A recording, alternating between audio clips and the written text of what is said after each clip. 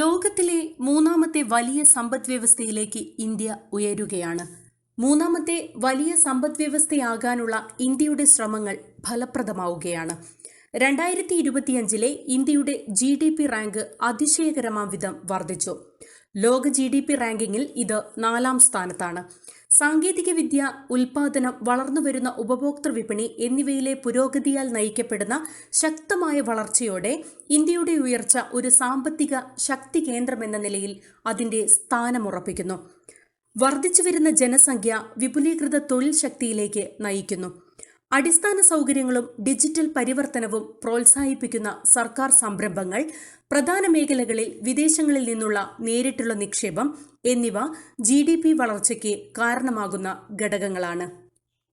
2025 ലോക സമ്പദ് വ്യവസ്ഥാ റാങ്കിങ്ങിൽ ഇന്ത്യയുടെ ഉയർച്ച ജപ്പാനെ മറികടക്കുക മാത്രമല്ല, ഇന്ത്യയുടെ GDP റാങ്ക് പ്രതിരോധ ശേഷിയുടെയും വളർച്ചയുടെയും വിശാലമായ വഴികളാണ് തുറന്നു തരുന്നത്. വിവര സാങ്കേതിക വിദ്യ, പുനരുപയോഗ ഊർജം, ഫാർമസ്യൂട്ടിക്കൽസ് തുടങ്ങിയ മേഖലകളിൽ രാജ്യം ഇപ്പോൾ പ്രധാന പങ്കുവഹിക്കുന്നുണ്ട്. സാമ്പത്തിക വൈവിധ്യവൽക്കരണത്തിലൂടെ ക്രമാനുഗതമായ നേട്ടങ്ങൾ സ്വന്തമാക്കി. ഇന്ത്യ സമ്പദ് വ്യവസ്ഥയെ വൈവിധ്യവൽക്കരിച്ചു. കൃഷിയെ ആശ്രയിക്കുന്നത് കുറയ്ക്കുകയും സേവനങ്ങൾ, ഉൽപാദനം തുടങ്ങിയ വ്യവസായങ്ങളെ ശക്തിപ്പെടുത്തുകയും ചെയ്തു.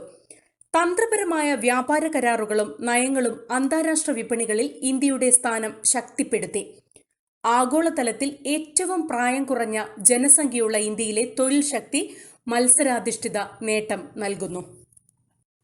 ഇന്ത്യയുടെ സമ്പദ് വ്യവസ്ഥയുടെ വളർച്ച, വർദ്ധിച്ചിരിക്കുന്ന GDP, വ്യവസായങ്ങളിലെ പുരോഗതി, പുതിയ സാമ്പത്തിക നയങ്ങൾ, നിക്ഷേപങ്ങളും വാണിജ്യ ബന്ധങ്ങളും എന്നിവയുടെ ഫലമായി ഇന്ത്യ ഒരു പ്രധാന സാമ്പത്തിക ശക്തിയായി മാറിയിരിക്കുന്നു. ഇന്ത്യ ഡിജിറ്റൽ രംഗത്ത് വിപ്ലവകരമായ വളർച്ചയാണ് നേടിയത്. കൂടാതെ ആഗോള സോഫ്റ്റ്വെയർ സേവന വിപണിയിൽ ശക്തമായ സ്ഥാനം നേടി. ഇന്ത്യയുടെ യുവജനങ്ങൾ പ്രത്യേകിച്ച് നൂതന മേഖലകളിൽ വലിയതും പരിശീലിതവുമായ തൊഴിൽ സ്രോതസ്സായാണ് മാറുന്നത്.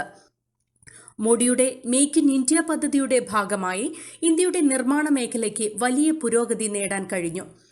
ഈ മേഖലയിലെ തുടർച്ചയായ വളർച്ച ഇന്ത്യയുടെ സമ്പദ് വ്യവസ്ഥയിൽ മികച്ച നേട്ടങ്ങൾ കൈവരിക്കാൻ സഹായകമായിട്ടുണ്ട്.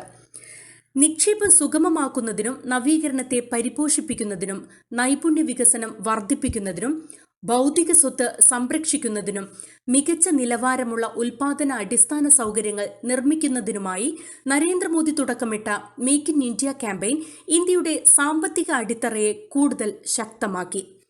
മേക്ക് ഇൻ ഇന്ത്യ പരിപാടി നിരവധി തലങ്ങളിലുള്ള സഹകരണ ശ്രമങ്ങളുടെ അടിസ്ഥാനത്തിലാണ് നിർമ്മിച്ചിരിക്കുന്നത്. കേന്ദ്രമന്ത്രിമാർ, സെക്രട്ടറിമാർ, സംസ്ഥാന സർക്കാരുകൾ, വ്യവസായ നേതാക്കൾ, വിവിധ വിജ്ഞാന പങ്കാളികൾ എന്നിവർ ഇതിൽ പങ്കാളികളായിട്ടുണ്ട്. ആഗോള കമ്പനികൾ ഇന്ത്യയിൽ നിർമ്മാണം തുടങ്ങുന്നതിനാൽ തൊഴിലവസരങ്ങൾ, വ്യവസായ വളർച്ച എന്നിവയ്ക്ക് സഹായകമായിട്ടുണ്ട്. ശക്തമായ വിദേശ നിക്ഷേപങ്ങൾ, ഡിജിറ്റൽ വിപ്ലവം, ശക്തമായ നയങ്ങൾ, നവീനമാക്കലുകൾ എന്നിവയെല്ലാം ഇന്ത്യയെ സാമ്പത്തിക സമൃദ്ധിയിലേക്ക് നയിക്കുന്ന പ്രധാന ഘടകങ്ങളാണ്.